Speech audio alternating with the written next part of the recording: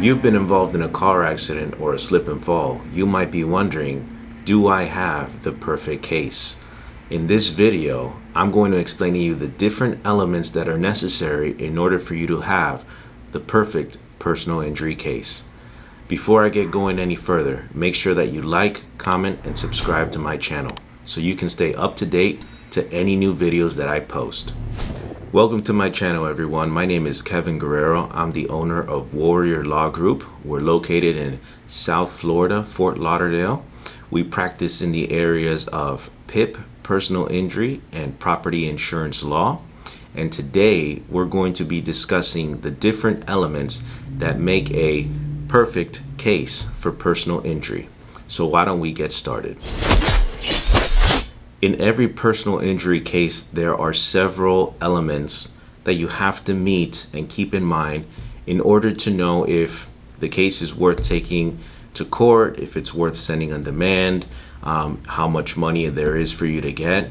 In this video, we're going to be talking about the different elements. The first one to keep in mind is liability. When I mention liability, what I'm talking about is who is at fault. If we're talking about a car accident case, the person who hit you or made an illegal move or cut in front of you, that would be the person that we would consider to be at fault. If it's a property slip and fall case, in those types of cases, the person who owns the property is typically the one that we say is at fault or liable for your injuries.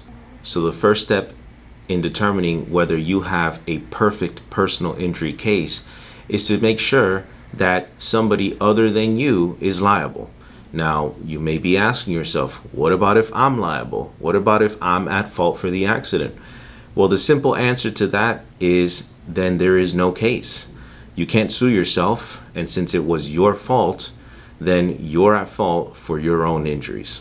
The second part in determining whether you have the perfect personal injury case is to determine damages.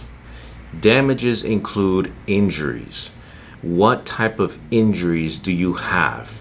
If you get into a car accident, God forbid, or you are involved in a slip and fall, but you have no injuries at all, you have no damages.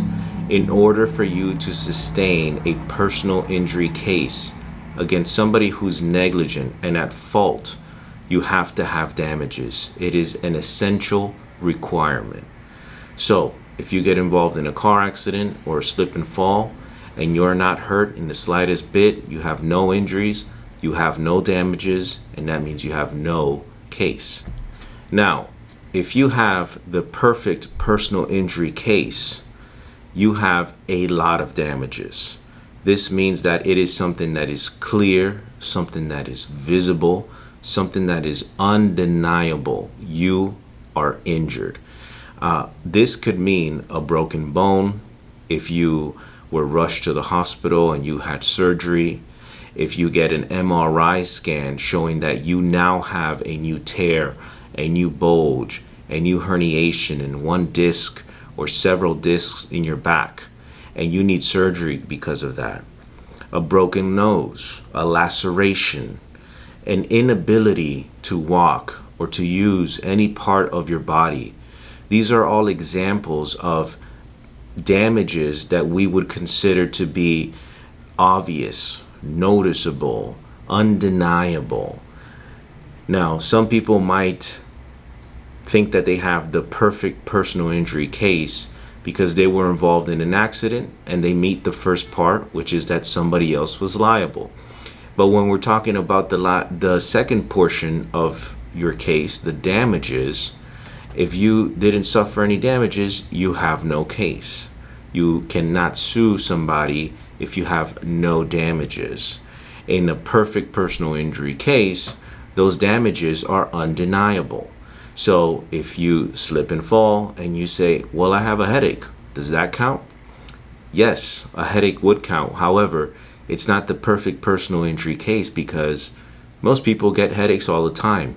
Most people get headaches for a ton of different reasons. Not drinking enough water throughout the day can give you a headache. Stress can give you a headache. So my efforts in telling you that is to show you that it has to be something more than you not feeling well. It has to be something more than you waking up with a little bit of ache and pain here and there now and then. Knowing, especially if you had these aches and pains or these headaches or whatever type of injury you're claiming prior to the accident. If that's the case, again, you don't have the perfect personal injury case. So let's say you've satisfied prong one, which is liability, meaning somebody else was at fault for your injuries. And you satisfy the second part of it, which is that you have clear and undeniable injuries as a result of somebody else's negligence. You're moving along well to show that you have the perfect personal injury case. However, there's another prong to this, and that is insurance or assets. Now, for the most part, if you're involved in an accident or you're involved in an injury due to somebody else's negligence and you have undeniable injuries, that other person is liable and they should be paying you for your injuries. They should be paying you for your medical expenses. They should be paying you for pain and suffering if you have a permanent injury. But ask yourself this question: where does that money come from? In terms of car accidents and slip and falls, most of the time, the person who's at fault has some type of insurance. This insurance kicks in and pays for your injuries as a result of their negligence. So, if you satisfy the first and second prong of liability and damages, and you're seeking to know, do I have the ability of recovering money? Usually the answer lies in, well, how much money does the other person have in a policy, or how much assets, what is the value of the assets owned by the person or company or whoever it is that is at fault for my injuries. Now, if we're talking about the perfect personal injury case, in that situation, the party who is at fault or negligent has a big policy. So you have big damages, meaning a big injury, and you have a big policy to pay for your injuries. So if somebody gets into a car accident and the person at fault has a $10,000 liability coverage maximum, that's not the perfect personal injury case, because that means that their insurance company is going to pay $10,000 and not a penny more, unless there's bad faith. But we're not going to get into that in this video. Watch out for that video later on. So $10,000, is that going to pay for a broken leg? Is that going to pay for a severed arm? Is that going to pay for permanent spine injury that requires you to have a fusion? It's not. It's not even going to come close. So unfortunately, if there's a small insurance policy, then you don't have the perfect personal injury case. If there's a large insurance policy, maybe it's $1 million, maybe it's more. Doesn't have to be. But if you have big damages and you have a big insurance policy, you are on your way to have the perfect personal injury case. So moving down the line, there's another prong, which is the willingness to treat. So if you have been involved in an accident, it is somebody else's fault, so liability is established. You have suffered clear and undeniable injuries to your body, and there is enough money on an insurance policy, or the person at fault has enough assets, enough value in assets to pay for your injuries. The next step is your willingness to treat. Just as in any case, your case deals with evidence. The evidence that we need is to show the insurance companies or whoever's going to be paying for your injuries that you are actually hurt the way you say that you are hurt.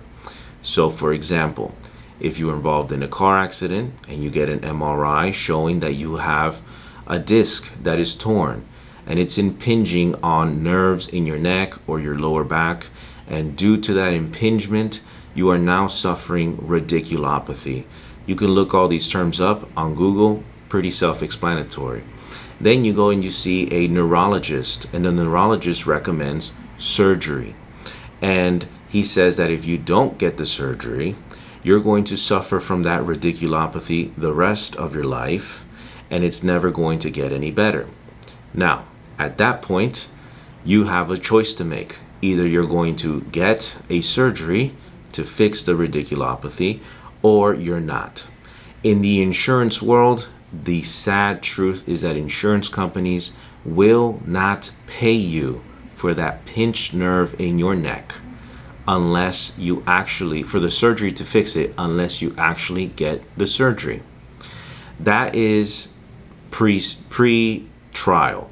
In order for you to get that money for the surgery, if you really need it, and it's going to be the only way to fix your impinged nerve injury, is to go to trial. At that point, you can present your case to a jury, and a jury can make that decision. However, if you're not going to go get treatment, if you're not going to see the doctors, if you say that I don't have time to go get an MRI, I don't have time to go see my chiropractor, or I don't want to, or I'm too scared to get surgery. Those are all personal decisions. They may be valid. However, if you don't get treatment, I have, or an attorney has no evidence to show the insurance company that you are actually injured the way you say that you are injured. You can complain about a broken leg all day long, but if you don't go to the doctor to diagnose and treat that broken leg, we cannot claim that you have a broken leg to the insurance company. What they want to see is they want to see medical records. They want to see medical bills, and it's a process. If you have seriously been injured by somebody else's negligence, you deserve compensation, but you need to prove that you deserve the compensation. And the way you prove it is by going to get treatment. So, if we're talking about the perfect personal injury case, you have to have liability, meaning that it's somebody else's fault. You have to have clear and undeniable damages or injuries. You have to have money to pay for your damages or injuries, and you have to be willing to treat, to show the insurance companies and prove your injuries. That's the next step in having a perfect personal injury case. The last step in determining whether you have the perfect personal injury case is to determine if you have patience. Now, I have had clients come through my office that have what I would consider the perfect personal injury case. However, they do not satisfy that last prong, which means that they actually don't have the perfect case. And that last prong is patience. Why is patience the last prong? Why is it involved in a perfect personal injury case? And this is the simple answer to that. Insurance companies will fight you. No matter how good your case is, they will fight you. Your car could have rolled over 1,000,000 times and your leg broken, and they're going to fight you on that, blaming it on you, minimizing the bills, minimizing the treatment, minimizing the effect it's going to have on you the rest of your life. And the only thing you can do is fight back, but fighting back takes time.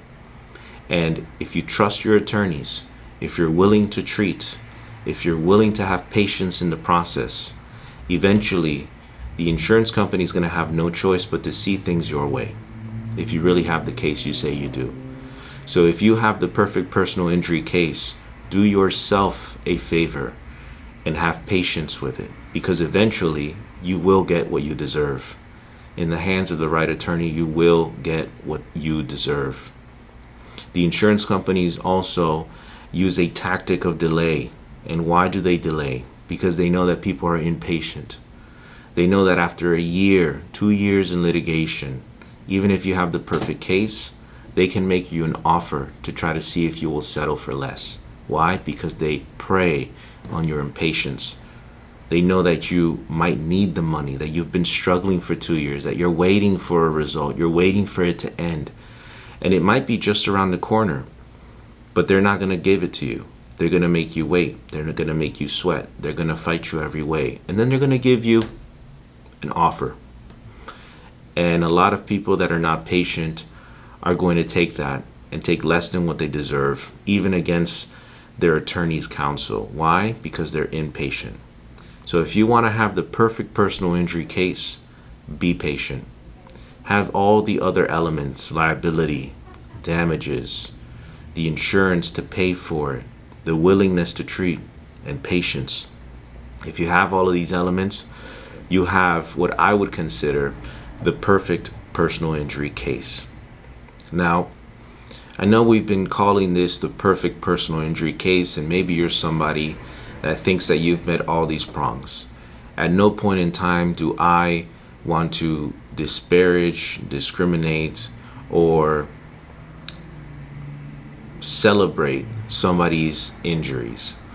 Being involved in a car accident or a slip and fall that has cost you injury, maybe it's cost you a limb, maybe your body will never function the same ever again in your life, is nothing to celebrate. However, if you're going to go through these pains, if you're going to suffer the way that you're already suffering, we can't take back time, but at least we can try to get you paid or compensated for your injuries. So, in terms of the perfect personal injury case, now you know what it takes. Now you can analyze your own case and see if you have one. If you have any questions, I always leave my phone number to the office at Warrior Law Group and my email in the description below. Feel free to give my office a call. We do free evaluations. We work on a contingency, meaning that if we take your case, we don't get paid unless you get paid.